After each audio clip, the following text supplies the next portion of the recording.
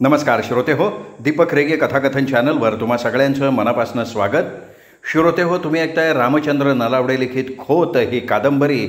आज भाग 4. पण तत्पूर्वी कृपया कादंबरीचा हा भाग लाईक करा, कमेंट करा आणि अजूनपर्यंत तुम्ही जर चॅनल सबस्क्राईब केलं नसेल तर प्लीज चॅनल सबस्क्राईब करा. ऐकूया खोत भाग 4.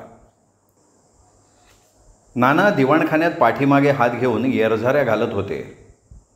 तोंडानं गायत्री मंत्र मोठ्या आवाजात म्हणत होते. ओम भूर्भुवः स्वाहा. त्यांचा आवाज अख्ख्या वाड्यात घुमत होता. गायत्री मंत्र तोंडानं पुटपुटत ते बराच वेळ दिवाणखान्यात येरझाऱ्या मारत होते. पाय थकले तेव्हा ते मेजाजवळ असलेल्या सागाच्या खुर्चीत जाऊन बसले. त्यांच्यासमोर मेजावर ठेवलेला पितळी पानपोडा होता. नानांनी हाताने तो पानपोडा जवळ ओढला. त्यातला पितळेचा नक्षीदार अडकित्ता घेऊन नानांनी ओली सुपारी हातात घेतली आणि ते हलक्या हातानं ती सुपारी कातरायला लागले. चिमूटभर ओली सुपारी तळहातावर साचली तेव्हा त्यांनी ती फक्कन तोंडात टाकून दिली. ओल्या सुपारीची चव त्यांच्या तोंडात रेंगाळायला लागली. अडकित्ता आणि कातरलेली अर्धी सुपारी पानपोड्यात ठेवून ते थोडा वेळ विचार करत बसले. नानी दबक्या पावलांनी तेवढ्यात त्यांच्याजवळ आल्या. आपल्या आवाजात त्या म्हणाल्या, मऊ भात झालाय, थोडं खाऊन घ्या. नाही, इतक्यात नको. अहो, नंतर काही काम निघालं तर उपाशीपोटी बाहेर पडाल म्हणून म्हणतेय, थोडं खाऊन घ्या. निर्मला, अगं माझी किती काळजी करशील? अहो, असं काय म्हणताय? देवा ब्राह्मणाला साक्षी ठेवून मी लग्नात तुमच्या गळ्यात वरमाला घातली आहे. मी तुमची काळजी नाही करणार तर कोण करणार? सांगा बरं तुम्हीच. निर्मला, उद्या सुना घरात आल्या ना की त्या म्हातारीची काळजी घेतील तेव्हा आपण त्यांना भरभरून आशीर्वाद देण्यासाठी फक्त जगायचं. तालुक्याला लेकीकडे शिकत असणाऱ्या मुलांची आठवण झाली तसा नानींनी डोळ्याला पदर लावला. महिनाभरात त्यांना त्यांच्या मुलांची तोंडभेट झालेली नव्हती. परीक्षा झाल्यावर ते महिनाभर घरी राहण्यासाठी येणार होते, पण वार्षिक परीक्षेला अजून खूप दिवस शिल्लक होते. तोपर्यंत त्यांना धीर धरायला लागणार होता. पुत्रविरहानं नानी व्याकुळ झाल्या होत्या. त्यांच्या मनातली उलघाल नानांना लगेच कळून चुकली. ते नानींना धीर देत म्हणाले, हे बघ निर्मला, तू मुलांची अजिबात काळजी करायची नाहीस. त्यांना मी काय परक्या घरी शिक्षणासाठी ठेवलेलं नाही आहे. आपल्या सुमाकडे ते तालुक्याला राहतात. अहो, असं काय म्हणताय? मी त्या मुलांची आई आहे. आईचं काळीज आणि भित्र्या सशाचं काळीज सारखंच असतं. घार जरी उंच आकाशात फिरत असली तरी तिचं सगळं लक्ष घरट्यातल्या तिच्या पिल्लांकडे असतं. माझा जीव राहत नाही हो. कधी एकदा त्यांना डोळ्यांसमोर बघेन असं मला वाटतंय बघा. आपल्या बायकोचा आपल्या मुलांवर किती जीव आहे हे नानांना पुन्हा एकदा ठाऊक झालं. तोंडातलं सुपारीचं खांड सगळं ते नानींना समजावत म्हणाले, निर्मला, मी तुझं मन समजू शकतो. मुलं शिकून मोठी झाली की आपलं कर्तव्य संपलं. त्यासाठी आपल्या मनावर आपण दगड ठेवायला पाहिजे. काही गोष्टी मिळवण्यासाठी काही गोष्टींचा त्याग करावा लागतो, हा सुद्धा याच सृष्टीचा नियम आहे. पण उद्या तुम्ही आधी तालुक्याला जा आणि मुलांना बघून या. त्यांची खुशाली कळल्याशिवाय माझ्या जीवाला चैन नाही पडणार बघा. नानी काळजीनं म्हणाल्या, मला सुद्धा त्यांची काळजी आहेच की. तालुक्याहून मामलेदार साहेब येणार म्हणून या आठवड्यात मला जायला सवडच मिळाली नाही. तू म्हणतेस तर मी उद्या जाऊन येईन तालुक्याला. मुलांचा अभ्यास कसा चालला हे सुद्धा मला बघता येईल. 2 मुलांपैकी एक मुलगा शिकून मामलेदार झाला तर माझ्या कष्टाचं फळ मला मिळालं असं समजीन मी. अगं, खोत हा गावाचा राजा असला तरी मामलेदार हा तालुक्याचा राजा असतो. आहेस कुठे? नाना अभिमानानं बोलत होते. नानी कौतुक मिश्रित नजरेनं त्यांच्याकडे बघत होत्या. नाना जे बोलले ते त्यांना पटलं होतं. आपली मुलं शिकून मोठी व्हावीत असं नानींना सुद्धा मनोमन वाटत होतं. दिवाणखान्यात क्षणभर शांतता पसरली. नानांच्या गौरवर्णीय चेहऱ्यावर संमिश्र भाव उमटले होते. निळसर झाक असलेले त्यांचे डोळे स्वप्नाळू दिसत होते. इतक्यात मुकुंदा हातात पक्का सूड घेऊन तिथे आला आणि नानांच्या हातात तो देत तो त्यांना खालच्या आवाजात म्हणाला, नाना, सर्वे क्रमांक 44 पोट फाळणी क्रमांक 32 मध्ये पड जमीन म्हणून नोंद आहे. पण ह्या जमिनीत गेल्या वर्षापासून आपण भाताची लागवड करतो, तशी नोंद मी करू का? रांडाच्या दफ्तरी तू आहेस का मी आहे? नाही, तुम्हाला विचारलेलं बरं. मुकुंदा पायाच्या अंगठ्याकडे बघत खालच्या आवाजात म्हणाला, हे बघ, यापुढे तुझ्या डोळ्याला जे जमिनीत दिसेल त्याची नोंद कागदावर बेलाशक करायची. मला विचारायची तुला गरज नाही, कळलं? हो. हल्ली तुझं कामात लक्ष नाही आहे. मला काय म्हणायचं आहे हे तुला ठाऊक झालं असेल. कामात बेपर्वाई झालेली मला आवडणार नाही. चोराला मुद्देमालासह रंगेहात पकडावं तशी मुकुंदाची गत झाली होती. तो काही न बोलता पायाच्या अंगठ्याकडे बघत उभा राहिला होता. कधी एकदा आपण इथनं बाजूला जातो असं त्याला वाटत होतं. आपलं प्रेमप्रकरण नानांना समजलं का काय अशी थोडी शंका त्याच्या मनात उत्पन्न झाली, पण नाना तसं स्पष्ट काही एक बोलत नव्हते, म्हणून त्याला आपली ही भीती अनाठायी आहे असंही वाटलं. त्याच्याकडे प्रेमाने बघत नाना त्याला समजावत म्हणाले, हे बघ, मी उद्या तालुक्याला माझ्या मुलांचा अभ्यास पाहण्यासाठी जाणार आहे. तू दप्तरी काम पूर्ण करत बस. जी नाना. आणखीन एक महत्त्वाचं काम तुला सांगायचं राहिले बघ. हल्ली माझ्यामुळे काही लक्षात राहत नाही. कोणतं काम नाना? मुकुंदानं अधीर होऊन विचारलं. अरे, गेल्या पंधरवड्यात मी सोमा गुरवाला पैसे देऊन चांदलीची शेती खरेदीनं घेतली, ते तुला ठाऊक आहे की? हो, ते खरेदी खत झालेलं मला ठाऊक आहे. मग ती जमीन खरेदी खताप्रमाणे तब्दील होऊन माझ्या नावे होण्यासाठी प्रांतसाहेबांना पाठवायला कागदपत्र तयार कर. मी गावी परत आल्यावर आधी आपण ते काम पूर्ण करू, नाही तर खरेदी खत करून त्याचा काहीही उपयोग होणार नाही. जमीन तब्दील होऊन माझ्या नावे व्हायला हवी, कळलं? हो नाना, तुम्ही सांगितल्याप्रमाणे तब्दीलसाठी कागदपत्र करून ठेवतो मी. नानांना खुश करण्यासाठी मुकुंदा म्हणाला. नाना तालुक्याला जाणार म्हणून त्याला कोण आनंद झाला होता. नाना वाड्यात असले की त्याला दडपण यायचं. त्याच्या वागण्या बोलण्याला मर्यादा पडायच्या. वाड्यात कोण काय करतंय या बाबीकडे नानांचं बारकाईनं लक्ष असायचं. त्यांच्या नजरेतनं कुठलीही गोष्ट कधीही लपून राहत नसे. त्यामुळे वाड्यातल्या नोकरांना कामात एक प्रकारची शिस्त लागली होती. नाना कधी परगावी जायला निघाले की ते प्रत्येकाला त्याचं काम सांगून जात. गावाहून आल्यावर ते काम त्यानं पूर्ण केलं किंवा नाही याची जातीनं चौकशी करत. नाना जसे कामाचे भोगते होते, तसं कोणावर काही प्रसंग आला तर त्याला तत्परतेनं मदतसुद्धा करत होते. त्यामुळे लोकांच्या मनात त्यांच्याबद्दल एक आदराची भावना निर्माण झाली होती. मगापासून नानांच्या समोर तोंड मिटून उभा राहिलेला मुकुंदा त्यांना खालच्या आवाजात म्हणाला, नाना, मी जाऊ? मला खाडीवर आंघोळीला जायचं आहे. हां, जा तू, पण खाडीमध्ये मगरी आहे तर स्वतःची काळजी घे. अरे, माणूस त्यांच्या तावडीत सापडला की त्याला जबड्यात धरून खोल पाण्यात ओढून नेतात. त्याची हाडकंसुद्धा कधी नजरेला पडत नाहीत. नाना, अहो, मी घेईन स्वतःची काळजी. मुकुंदा त्यांना हसत हसत म्हणाला. नानांचं बोलणं ऐकून त्याचा ऊर भरून आला होता. नाना आपली किती काळजी घेतात हे त्याला आता कळून चुकलं होतं. नानांशिवाय काळजी घेणारं त्याचं या गावात कोणीही नव्हतं. तापसरीमध्ये आईवडील वारले. अनाथ पोर. चुलत्यांनी त्याला घराबाहेर काढलं. भिक्षुकी करून जगावं म्हणून तो या गावात आला होता. नानांचं त्याच्याकडे लक्ष गेलं.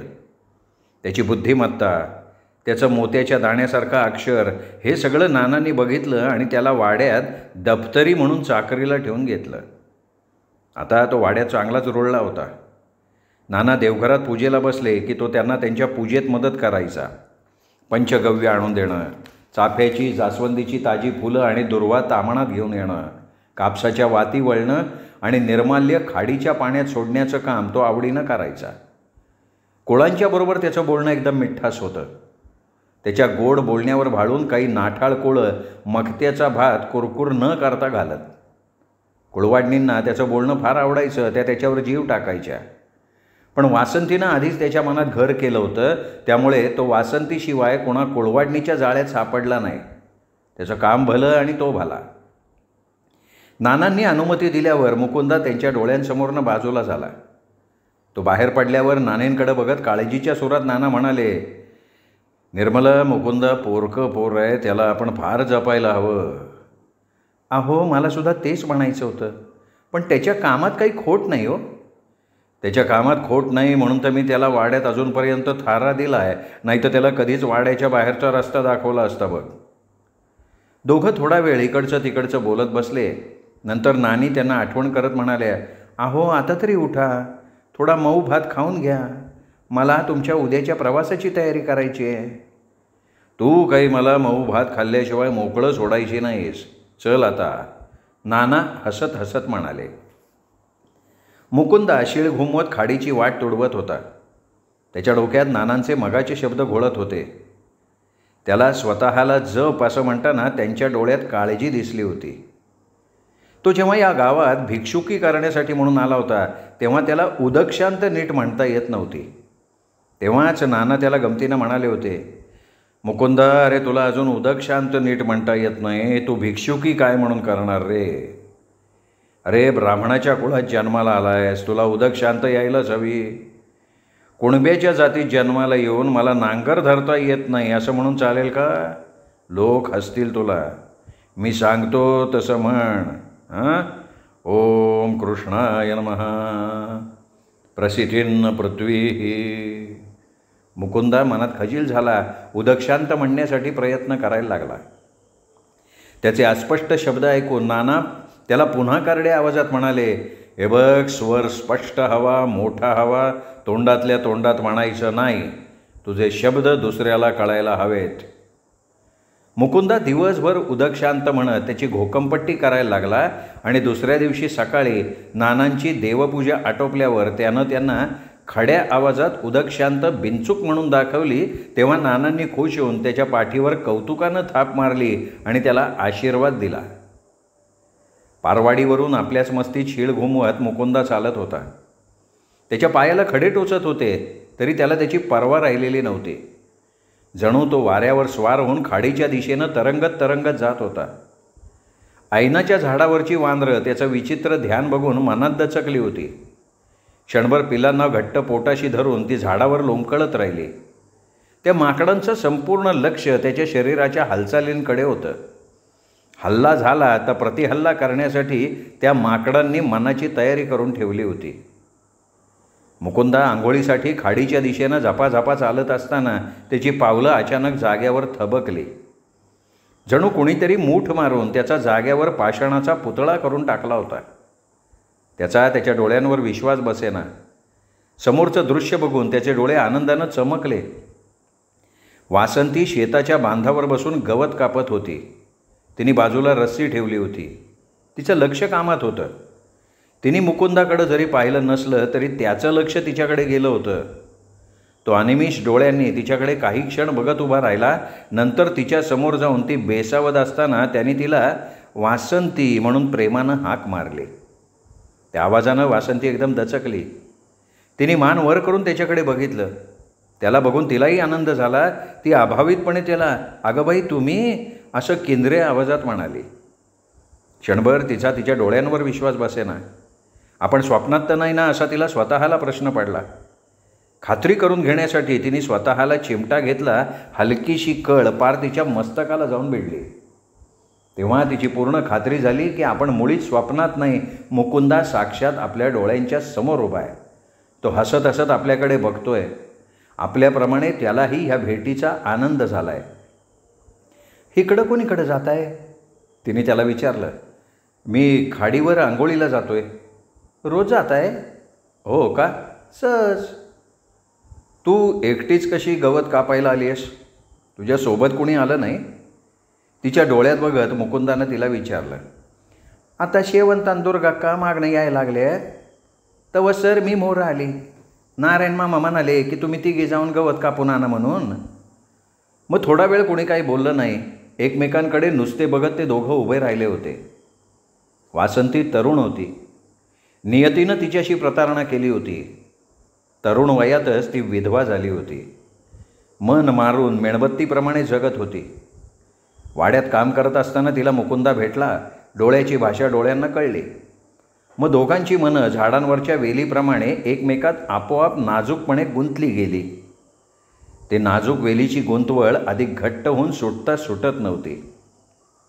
मुकुंदानं तिला आवंढा गिळून विचारलं, वासंती तुला पोहायला येतं? नाही बा, मी अडाणी, मला कुठनं हो पावायला येतं आहे, तुम्ही शिकवान का मला पावायला? ती हसत हसत त्याला म्हणाली, अगं हो, मी शिकवीन की तुला, त्यात काय एवढं अवघड आहे. सुरुवातीला कमरेला वाळलेला भोपळा बांधायचा, 4-5 दिवसात तू माझ्यासारखं पोहायला लागशील. त्याचं बोलणं ऐकून ती हसायला लागली. काही केल्या तिचं हसणं थांबेच ना. मुकुंदा तिच्याकडे एखाद्या वेड्यासारखा नुसता बघत होता.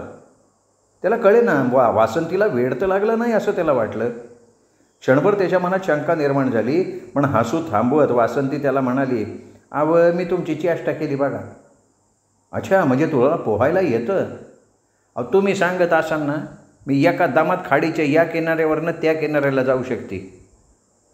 मला हरवशील? लावा पैंज, मागे हटायचं नाही. जाती नकुळवाडी नाही मी, दिलेला शब्द कधी मागं घेणारी नाही मी. कंदी पैज लावायची तेवढं बोला. सांगीन मी तुला. लहानपणी मी माझ्या बाबांच्या बरोबर खाडीवर जायची आंघोळीला. माझ्या पोटाखाली हात ठेवून त्यांनी मला पावायला शिकवलं आहे. तुझ्या बाबांची तुझ्यावर खूप माया आहे वाटतं. माझ्या बापाची, मी लाडाची लेक आहे. वासंती, तुझ्याप्रमाणे मी भाग्यवान नाही आहे. माझे आईवडील माझ्या लहानपणीच मला पोरकं करून गेले बघ. मुकुंदा दुःखाचा आवंढा गिळत म्हणाला, तुम्ही कशा पाय वांगड वाटून घेताय? ना त्यांच्या मुलांप्रमाणे तुमच्यावर माया करतात. मी बघते की त्यांची तुमच्यावर किती माया येते. खरं आहे तुझं म्हणणं वासंती. नानांमुळे मला माझ्या आईवडिलांची आठवण होत नाही. नानीसुद्धा मला कधी टाकून बोलल्या नाहीत, म्हणून तर मी वाड्यात राहतोय, नाही तर मी कधीच परागंदा झालो असतो. तुम्ही मला सोडून गेला असता वय. तिचं मन दुःखानं गदगदायला लागलं. आता मी तुला सोडून जायला मूर्ख आहे का? मी तुला सोडून आता कुठेही जाणार नाही, तू त्याची काळजी करू नको. माझी शपथ. हो, तुझी शपथ घेऊन सांगतो, मी तुला सोडून आता कुठेही जाणार नाही. मला वाटलंच होतं. काय वाटलं होतं तुला? हेच ना, तुम्ही मला सोडून जाणार नाही म्हणून. वारा सुटला होता. दोघं शेतात उभं राहून भरभरून बोलत होते. किती बोलू किती नको असं त्या दोघांना वाटत होतं. डोक्यावर पसरलेलं निळं आभाळ आणि आजूबाजूची दाट झाडी याशिवाय तिथे कुणीही हजर नव्हतं, त्यामुळे दोघांना भरपूर एकांत मिळालेला होता. वाड्यात असं त्यांना कधी बोलता येत नव्हतं. त्यांच्याकडे सगळ्यांचं लक्ष असायचं. काही हाताच्या अंतरावर बोरीचं झाड उभं होतं. त्या झाडावर काही बोरं पिकली होती, काही कच्ची होती. त्या बोरीच्या झाडावरची वाळलेली पानं फुलं जमिनीवर पडत होती. जमिनीवर त्यांचा सडा पडला होता. मुकुंदाचं त्या झाडाकडे सहज लक्ष गेलं. तो आवंढा गिळून वासंतीला म्हणाला, वासंती, तुला आंबट बोरं खायला आवडतात? वय की. थांब, मी तुझ्यासाठी लगेच येतो बोरं घेऊन. मुकुंदा त्या बोरीच्या झाडाजवळ जाऊन उभा राहिला. त्यांनी त्या झाडाकडे डोळे विस्फारून बघितलं. काही बोरं पिकली होती, काही बोरं कच्ची होती, तर काही बोरं अर्धवट पिकलेली होती. बोरं बघून त्याच्याही तोंडाला पाणी सुटलं. शेताच्या बांधावर 2 फूट लांबीचा एक होलटा पडला होता. त्यांनी तो होलटा हातात घेतला आणि आवेशानं त्या झाडाच्या फांदीच्या दिशेनं फेकला. त्या होलट्यानं झाडावरची बोरं खाली पडली. मग त्याने त्या झाडाच्या दिशेनं होलटा फेकून मारण्याचा सपाटाच चालू केला. थोड्याच वेळात जमिनीवर पिकलेल्या आणि न पिकलेल्या बोरांचा सडाच पडला. त्यातली पिकलेली बोरं वेचून तो वासंतीच्या जवळ आला आणि तिला प्रेमानं म्हणाला, घे ही बोरं, खा. तुम्ही सुद्धा खा की. हे बघ, आधी तू खा, मग मी खाणारच आहे. त्याने आग्रह केल्यामुळे तिने पिकलेलं एक बोर उचलून तोंडात टाकलं. आंबट गोड चव तिच्या तोंडावर पसरली. तिला ती चव हवी हवीशी वाटायला लागली. मग दोघांनी त्या बोरांचा मिटक्या मारत फडशा पाडला. एकमेकांच्या सहवासात आंबट गोड बोरं खाताना त्यांच्या काळजावर हळुवारपणे मोरपीस फिरत होतं. तोंडातली बोराची बी बाहेर टाकताना मुकुंदा तिला म्हणाला, वासंती, उद्या सकाळी नाना तालुक्याला त्यांच्या मुलांना भेटायला जाणार आहेत. मला ठाव आहे की ते. उद्या तुम्हाला पुन्हा अशी एकांतात भेटशील? भेटीन की, पण आपण कुठे भेटायचं? आपण सोमेश्वराच्या देवळाजवळ भेटूया. अंत्य कावा? दुपारी. तेव्हा ब्राह्मणवाडी वामकुक्षी घेत असते. त्या देवळाकडे कोणीच फिरकत नाही. गुरव सकाळी सोमेश्वराची पूजा करून त्याच्या घरी जातो. आपल्याला भेटायला ते चांगलं ठिकाण आहे. आपण कुणी बघितलं तर? मला लय भीती वाटते हो. हे बघ, तू घाबरू नकोस. त्या ठिकाणी आपल्याला कुणीही बघणार नाही आहे. घाबरू नकोस. मग येईन की मी. वासंतीच्या डोळ्यात आनंद मावेना. नक्की ये, मी तुझी वाट पाहीन. अहो यकोळवाडणीचं शबूद आहे. दिलेल्या शब्दाला मी जागणारी आहे. वासंती त्याच्या डोळ्या बघत ठामपणे म्हणाली. वासंती, माझा तुझ्यावर विश्वास आहे. पाऊलवाटेवर तेवढ्यात कोणाच्या तरी बोलण्याचा आवाज ऐकू यायला लागला. शेवंत आणि दुर्गाक्का बोलत बोलत तांबड्या पाऊलवाटेवरनं चालत चालत येत होत्या. त्यांचा आवाज ऐकून मुकुंदा घाई करत तिला म्हणाला, वासंती, उद्या मी तुझी सोमेश्वराच्या देवळाजवळ वाट बघतोय. असं म्हणून तो क्षणार्धात तिथनं निघून गेला. तो दिसेनासा होईपर्यंत वासंती त्याच्या पाठमोऱ्या आकृतीकडे डोळे विस्फारून पाहत उभी राहिली होती. शेताच्या बांधावरचं गवत कापण्याचं भान तिला राहिलं नव्हतं. मुकुंदा खाडीच्या किनाऱ्यावर पोचला तेव्हा खाडीच्या पाण्यावर वाऱ्यामुळे लाटा उसळत होत्या. पाण्याला भरती आली होती. किनाऱ्यावर रुपेरी वाळू उन्हानं चमचम करत होती. खाडीच्या पलीकडच्या किनाऱ्यालगत माडाच्या बनात गावतारू घरं लपली होती. गारुड्यानं पुंगी वाजवल्यावर जसा नाग डोलतो तशी नारळ पोफळीची झाडं वाऱ्यानं डोलत होती. निळसर आभाळात किरमीच्या ढगांनी गर्दी केली होती, पण त्याचं सोयर सुतक त्या आभाळाला मुळीच नव्हतं.